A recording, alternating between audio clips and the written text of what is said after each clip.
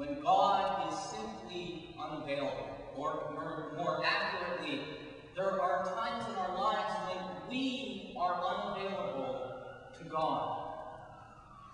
There are times in our lives when we close ourselves off, when our hearts grow weary, when our faith grows weak, and when our spirits grow wayward. Rather than fight this place of forsakenness, we should sit with it and sit in it. German theologian Karl Rahner advises us to just stay there and let go. By let go, he is referring to those false idols that we erect out of despair. The God of earthly security. The God who takes care so that children never cry. The God who doesn't let human love occasionally end up in disappointment. In times of crisis, we must shed ourselves of such illusions. And in so doing, Rahner suggests, we learn to stand firm with the true God, with the living God. We allow ourselves to be filled with the word above words, by him who is above all names, by him who is all in all. God may be on to something here, I think. We must take the courage to live through the discomfort of a mute God with the conviction that God inhabits life's silences as well. That God sits quietly, even in a blocked up heart. But how can we be sure that God is near, you may ask?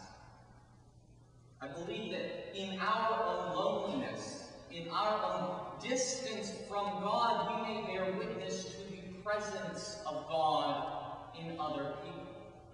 We may draw strength from observing the countless ways in which other individuals are living out their faith. Nurses healing selflessly. Teachers instructing diligently. Parents caring unconditionally. We may draw courage from watching God work in the lives of strangers and of friends and of loved ones. I've heard it said, if you cannot see God in all, then you cannot see God at all.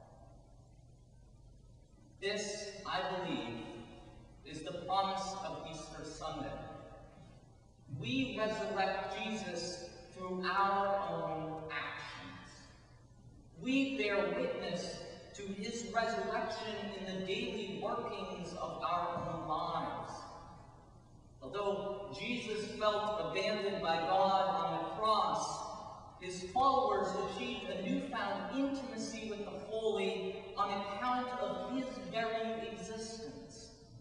Their testimonies, as documented in our 4 gospel accounts, proudly proclaim God's abiding presence.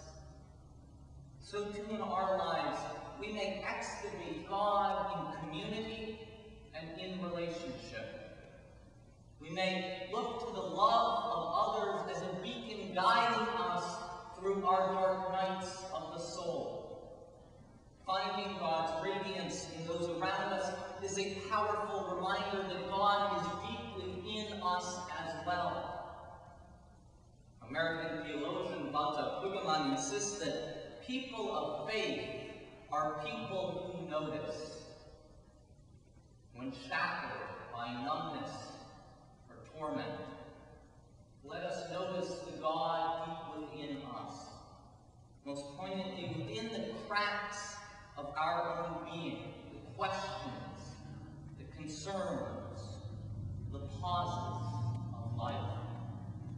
And let us notice God's indwelling in the lives of other individuals, in their complex beauties, by their selfless givings, with their unquenchable hopes.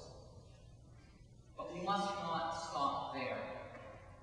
The living Jesus, the Jesus of Christian community that is here among us today, calls us to notice something more, namely that which the world discounts, the little ones,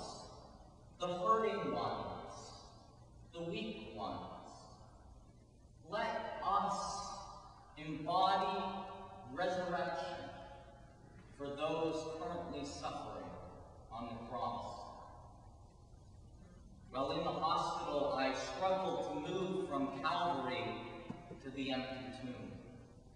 One afternoon, I shuffled over to the large window overlooking the Charles River and peered down at the hustle and bustle of Lower Cambridge as if looking through the eyes of God.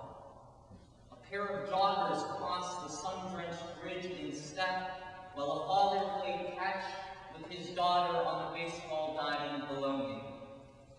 As I watched the joys and sorrows of life unfold before me, I couldn't help but think, there must be a God somewhere. For every child dreaming big, there must be a God somewhere.